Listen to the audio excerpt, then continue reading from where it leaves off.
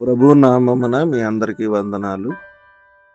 ఈరోజు దేవుని యొక్క వాక్యము, వాగ్దానము ప్రియమైన దేవుని బిడ్డలారా. భయపడకుడి, నేను మిమ్మును మీ పిల్లలను పోషించెదను. ఆదికాండము 50 అధ్యాయము 21 వచనం.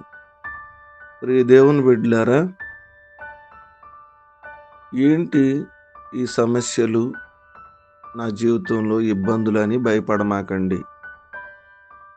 అన్నిటినీ దేవుడు సరిచేస్తాడు. మనము దిగులు పడొద్దని, నీ స్థితి గతిని సమస్తమును దేవుడు ఎరిగి ఉన్నాడని, ఆయన నిన్ను నీ ఇంటి వారిని పోషిస్తానని దేవుని యొక్క వాక్యం సెలవిస్తుంది. నీకు గొప్ప మార్గాన్ని చూపిస్తూ ముందుకు నడిచే విధంగా ఆయన నీకు ధైర్యంగా ఉంటాడని దేవుని యొక్క లేఖనాలు తెలియచేస్తున్నాయి. ప్రియ దేవుని బిడ్డలారా, ప్రతి తల్లిదండ్రుల జీవితంలో నా బిడ్డల భవిష్యత్తు ఏంటి, నా పిల్లలను దేవుడు ఏ విధంగా స్థిరపరుస్తాడు, వారు ఏ విధంగా ఉన్నతమైన స్థితిలో ఉండగలరు, వారి ఉద్యోగాల భవిష్యత్తు ఏంటి అనే ప్రశ్నలు మన జీవితంలో చాలా ఉంటాయి.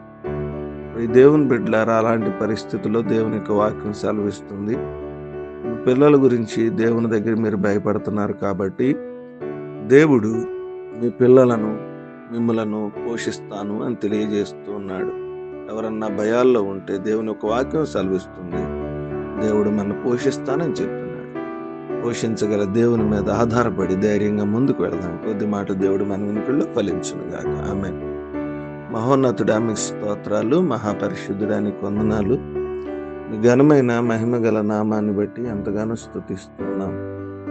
రాత్రంతా కాచి కాపాడి మరొక శ్రేష్టమైన దినాన్ని మా జీవితంలో మీరు అనుగ్రహించినందుకు మీ స్తోత్రాలు. వేకుని లేచి మిమ్మల్ని ఆరాధించే కృప దయచేశారు. వాక్యపు వెలుగులోంచి నాతో మీరు మాట్లాడినందుకు మీకు స్తోత్రాలు. అయా, మమ్మలను మా పిల్లలను పోషిస్తానన్నారు.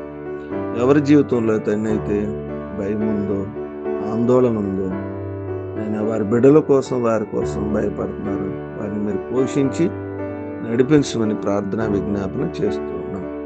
ఈ దినమంతా కూడా మమ్మల్ని ఖాయమని మీ మహాకృపలో జ్ఞాపకం చేసుకోమని, ఈ దినదీవులతో నింపమని కోరుకుంటూ ఉన్నాం. వివాహ దినాలు, పుట్టినరోజులు, అనారోగ్యాలు, ఆర్థిక సమస్యలు, శరీర బలహీనతలు కలిగిన వారందరినీ జ్ఞాపకం చేసుకోండి.